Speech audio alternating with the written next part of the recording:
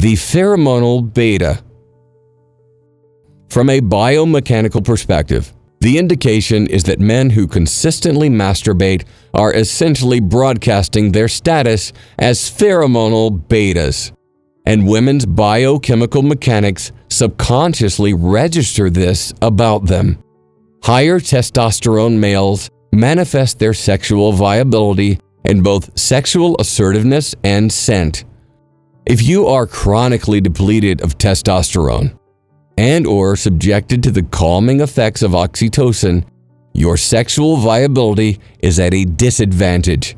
In fact, from an evolutionary standpoint, the beta males of our feral hunter-gatherer beginnings would be more prone to masturbation as a sexual release since, theoretically, they would have had less access to breeding opportunities than alpha males. It would then follow that definitive, subconscious behavioral and chemical cues would evolve to aid females in selecting the best mate for parental investment. So, for as much as beta guys would like to have you believe that snapping your radish before a date will improve your chances of fucking the girl, odds are you're shooting yourself in the foot. This stupid belief is rooted in the something about Mary myth that women don't want an overly sexualized man. But the biological truth is far from that. The myth is that women need to be comfortable with a guy in order to sleep with him. So men will actively de-sexualize themselves in order to comply. However, all indications point to a need for sexual anxiety and tension in arousal to prompt sexual intercourse. Comfort and trust are post-orgasm conditions. Anxiety, arousal, and sexual urgency are pre-orgasm conditions, and both have their own unique hormonal signatures. Disclaimer. And now for the disclaimer. I'm not an endocrinologist, biochemist, or physician. I'll admit this is a working conjecture, but it's plausible conjecture. For the record, it's not about less desirable pheromones. It's about lower incidence of any sex cue pheromones due to depletion and the behaviors that depletion prompts. It stands to reason that women would be more attracted to men motivated to being sexual with them, manifesting this in chemistry and behavior, than sexually unmotivated men manifesting signs of disinterest.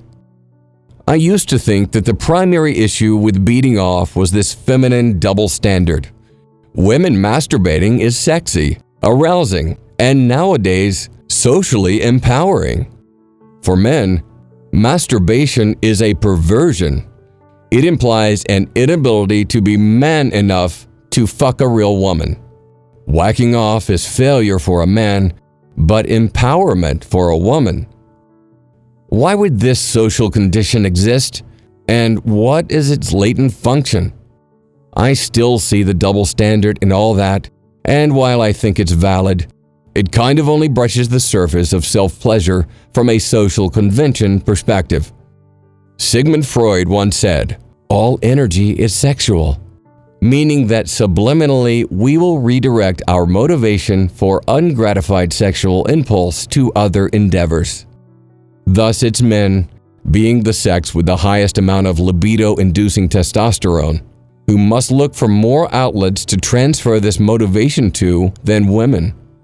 So is it any real surprise that it's historically men who've primarily been the empire builders, the conquerors, the creators, and destroyers who've, for better or worse, moved humanity the most significantly? Masturbation diffuses this impulse. It kills that drive, or at least sublimates it.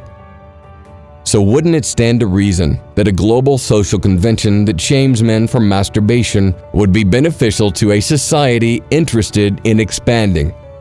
Thus the cultural meme becomes men who jack off are losers, and men who don't thereby prove their sexual viability. Because if they're not beating off, they must be fucking women semi-regularly for sexual release and become motivated to redirect that impulse to the betterment of themselves and or society.